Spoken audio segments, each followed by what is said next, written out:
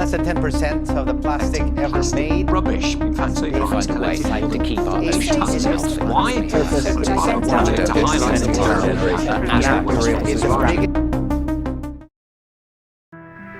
Our world is made up of approximately 71% water and 29% land. Stunning balance, right?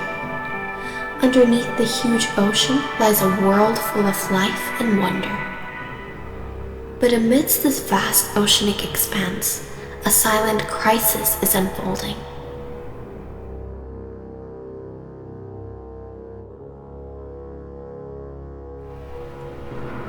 This is Oceanic Odyssey. Imagine heaps of garbage being dumped into your loving home. How would you feel? That's what's exactly happening to our ocean right now. Around 75 to 199 million tons of plastic waste is dumped into our ocean every single year. Now the question is, what do we actually do about this? In order to raise awareness and know where we stood in terms of understanding, we decided to conduct a survey regarding marine life. According to our results, 7.1% of people were experts, 40.5% were moderate, and 6% had limited knowledge on marine life. So, to gain insight regarding marine life, we decided to talk to the experts. Hi everybody, my name is Alvin.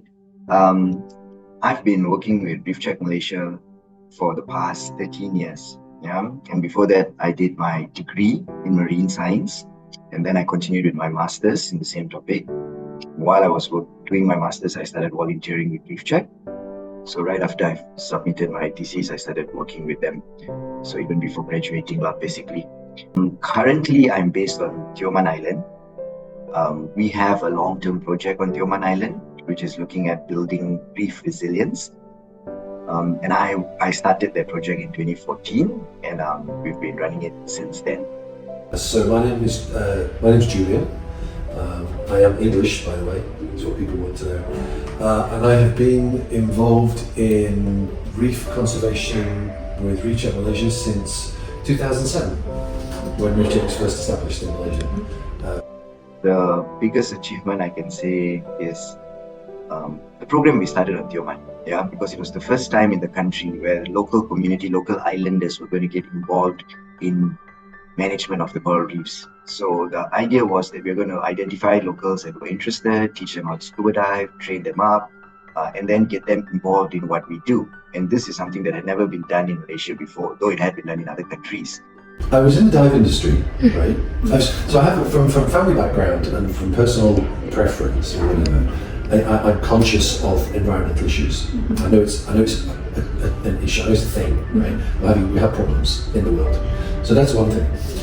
Being in the dive industry, I saw it firsthand, how businesses were exploiting the environment, but not looking after it. Right? If you have a dive business, you have a boat, which is expensive. You have a compressor to fill your tanks, which is expensive. You have a bunch of gear, which is expensive. You've got tanks, which are expensive. And people think those are our main business assets. They're not. The main business asset is the thing that people come to see, the coral reef. Right? And if we're not looking after that, it doesn't matter how good our boats are, our equipment is, our tanks are, the asset is going to get damaged and people are not going to want to come see it anymore. So we go out of business. But it puzzled me that so few people realised this and so few people were interested in protecting. Okay, so you've got two kinds of pollution in the sea. Marine pollution, there's two types. One is land-based pollution, and the other one is marine-based pollution. Now, the majority of the pollution is from land. Okay, whether it's plastic waste, whether it's chemical pollution, whether it's siltation, the biggest problem is actually from land. When we talk about trash, like marine debris, plastic and stuff in the sea, about 80% of that comes from land actually. So where's the other 20%? Well, the other 20% is from things like the shipping industry. So a lot of ships, unfortunately, they just toss their waste overboard. And this includes things like fishermen as well.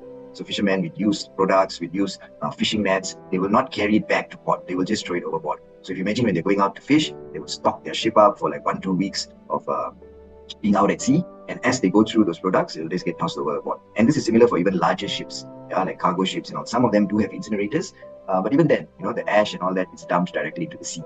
A small amount also can come from things like platforms, oil rigs. Sometimes it's accidental, sometimes it can be intentional, but they are a source of marine debris. They are definitely a source of oil pollution because you will have leaks at these platforms and things like that. So these are your main sources, right? Most of the places I dive in Malaysia, I've been diving around Malaysia now for 25 years, and everywhere has declined. Everywhere. There's less fish, there's less what we call apex predators, so the sharks and the big stuff like that. Most places. The fish populations are gone, the coral reefs are receding. Everywhere you go, you can see it's getting worse. But the problem we have is that it gets worse a little by a little by a little by a little. So if you think, compared to this year, compared to last year, with the surveys we do give us an idea of reef health, and there's been a small decrease between this year and last year. It's not much, it's okay. Reefs will be fine, right? But you look at it over the last 10 years, those little bits add up, and it's like, wow, it's 10% change, right? And that's significant. So that's one of the challenges is people shifting perceptions. But firstly, our Malaysian rivers, majority of them is this dark brown color. It looks like milk tea, right? Like teh tarik, and it's not supposed to be that color. Rivers are supposed to be clear. When a river is that dirty, it means it's dead. Like, things cannot live. No plants can grow. Then nothing will survive. So our rivers are so polluted with mud, with silt, with plastic waste, and sadly often with chemicals as well. Especially, if you've got lots of industrial areas close to a river, then chemicals do find their way to the river and then ends up in the sea. Climate change affects coral reefs or oceans in three ways. Firstly, which is most obvious and has a very drastic impact on corals, is an increase in sea water temperature. So even an increase of 2 degrees can cause what we call coral bleaching. Basically, the corals become stressed, they go into a starvation period, and if the bleaching continues for about 4 to 6 weeks, they will die. I wish people were just a bit more aware, right? And in this day and age, when the temperature's rising, the storms are getting stronger, we've got wildfires in play, it's got flooding elsewhere. It's just, the world's going crazy. And there's still people that say, no, there's no such thing as climate change. What do you do? So I would like to see more education and awareness around this whole topic. Because once again, the climate change and global heating are damaging the ecosystems we rely on, right? And without those ecosystems, we're going to die. So it's in our own self-interest that we protect these ecosystems. We're not going to die, but society will change, right? Humans will still be around. It's like, people talk about save the planet. Don't save the planet. The planet's going to be fine. We're the ones with the problem. We are slowly degrading our life support system. We will continue to come sit. We see the same thing in tourism in Malaysia today. That the number of tourists coming is so huge that they're having a negative impact on the ecosystems that they come to see. We call it, I've heard it called loving our reefs to death. From trash on the beaches to dangerous chemicals, our actions are hurting our oceans. But there's hope. With awareness, action, and a collective commitment to change, we can turn the tide against oceanic pollution.